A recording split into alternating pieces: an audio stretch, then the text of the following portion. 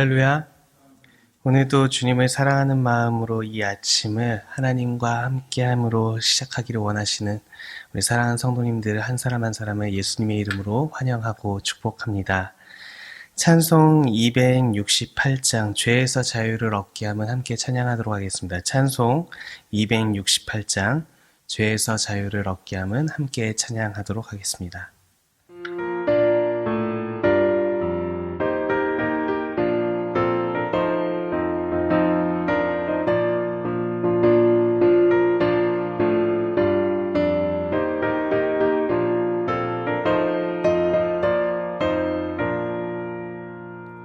죄에서 자유를 얻게 하는 보혈에는요 주의 보혈 시험을 이기고 승리하니 참 놀라운 능력이로다.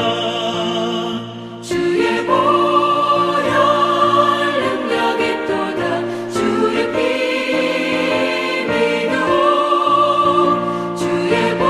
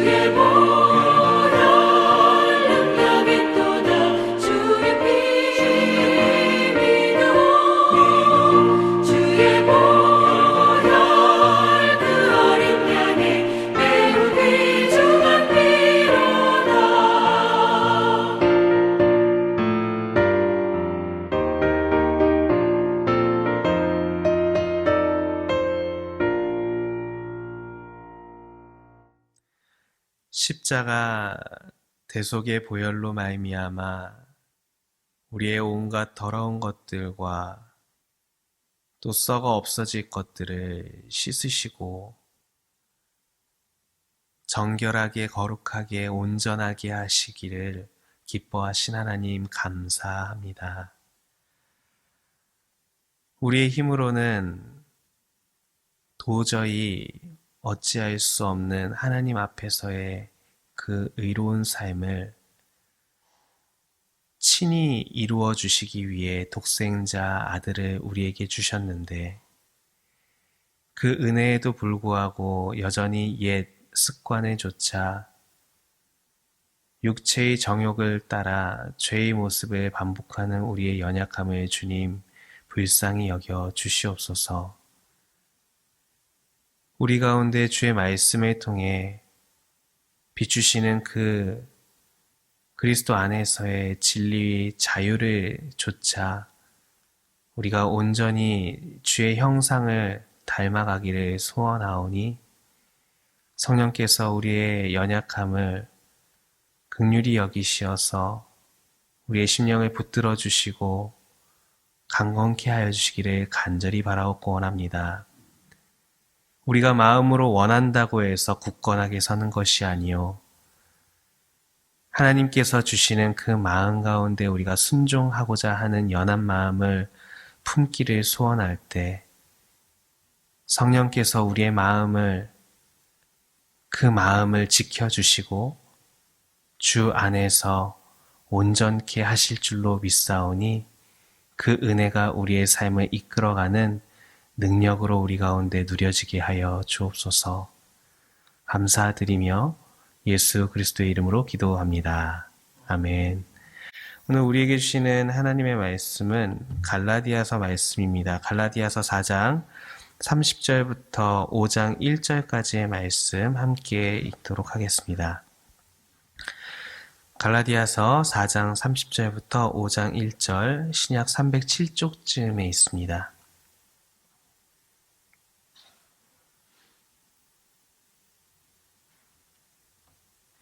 네. 함께 한 목소리로 읽도록 하겠습니다. 그러나 성경이 무엇을 말하느냐? 여종과 그 아들을 내쫓으라. 여종의 아들이 자유 있는 여자의 아들과 더불어 유업을 얻지 못하리라 하였느니라. 그런즉 형제들아, 우리는 여종의 자녀가 아니요 자유 있는 여자의 자녀니라. 그리스도께서 우리를 자유롭게 하려고 자유를 주셨으니 그러므로 굳건하게 서서 다시는 종의 멍에를 매지 말라. 아멘. 오늘 우리에게 주시는 하나님의 말씀이 갈라디아서에 별명이 있습니다. 바로 기독교의 자유헌장이라 불리는데요.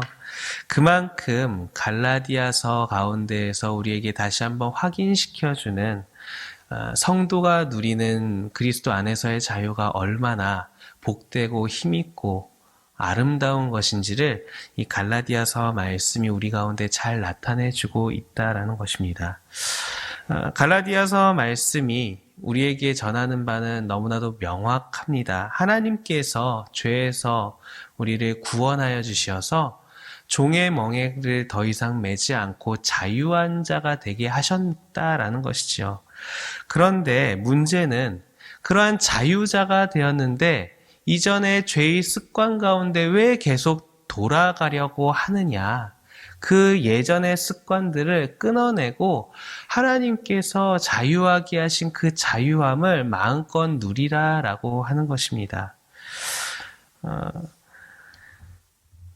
자유를 상실한 모습을 살아가고 있다는 것이죠. 그리스도의 구속을 통해서 아들의 명분을 얻었는데 아들답게 살아가는 것이 아니라 이전에 종노릇하던 그 옛습관 가운데 사는 모습, 특별히 하나님의 말씀은 이 종노릇하는 모습에 대해서 어떻게 말씀하고 있는가?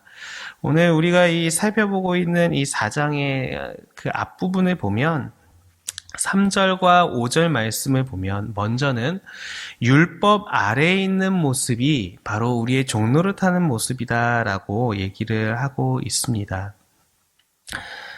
3절 말씀을 함께 읽어보도록 하겠습니다.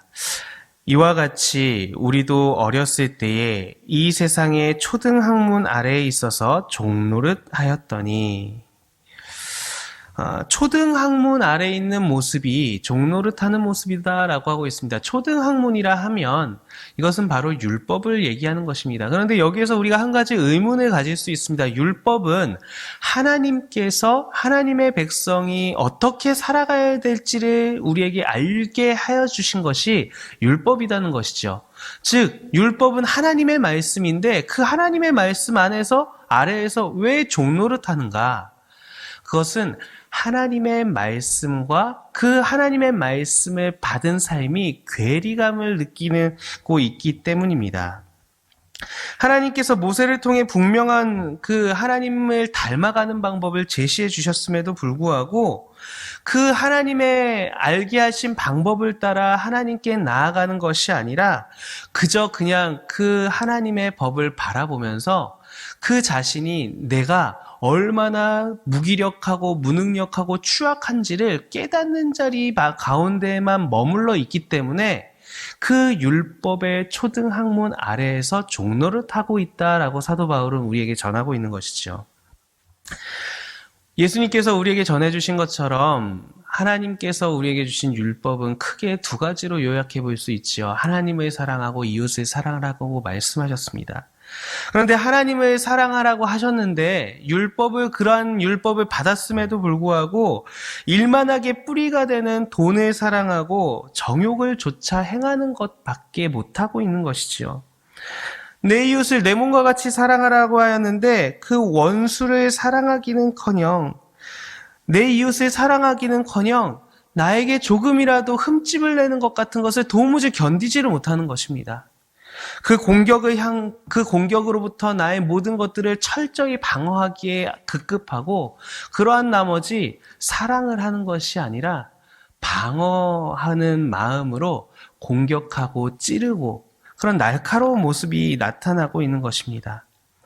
심지어 그러한 하나님의 말씀이 자신을 포장하는 도구가 되는 것입니다. 그 자신을 보다 그럴싸한 사람이 그냥 보이기 위해서 하나님이 그 마음의 중심 가운데 없이 율법의 겉모양만을 모방하고 고집하는 것. 그렇기 때문에 유익 없이 매우 피곤하고 헛된 수고 가운데 불과한 삶을 살아가는 모습들, 이러한 것들을 가지고 사도 바울은 율법 아래에 있는 종의 모습을 벗어버려야 된다라고 얘기를 하고 있는 것이죠. 8절에 보면 또 다른 종노릇에 관련된 모습이 나타나고 있습니다. 8절 함께 읽어보도록 하겠습니다. 그러나 너희가 그때에는 하나님을 알지 못하여 본질상 하나님이 아닌 자들에게 종노릇하였더니, 이것은 사실 예수님을 영접하기 이전의 모습을 얘기하는 것이지요.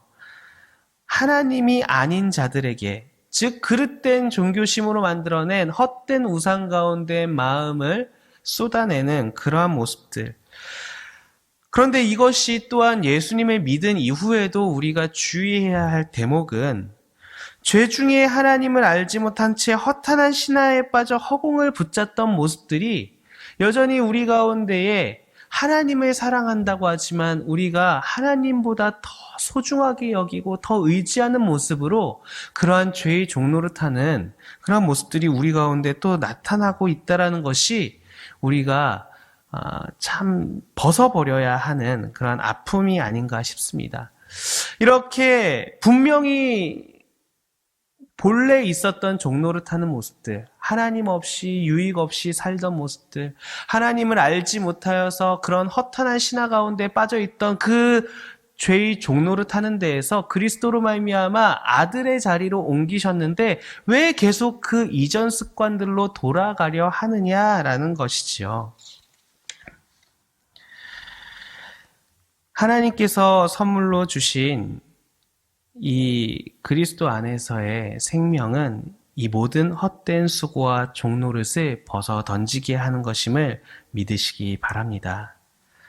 형식적인 종교심과 열심만을 내는 그 헛된 수고, 그것은 우리로 하여금 결코 만족을 할 수 없게 하며 정말 예수님을 구주로 모셨다고 말하지만 여전히 그리고 내가 바라는 것들을 우상 삼는 이 모든 것들을 끊어내야지만 하나님께서 우리에게 유업으로 주신 하나님 나라의 기쁨과 능력이 우리 가운데 나타날 수 있음을 오늘 말씀은 우리에게 증거하고 있는 것입니다.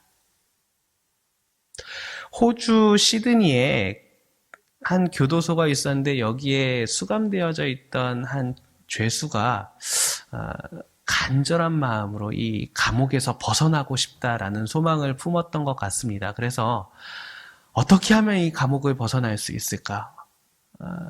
전문적인 용어로 두 글자로 탈옥이라고 하죠. 탈옥.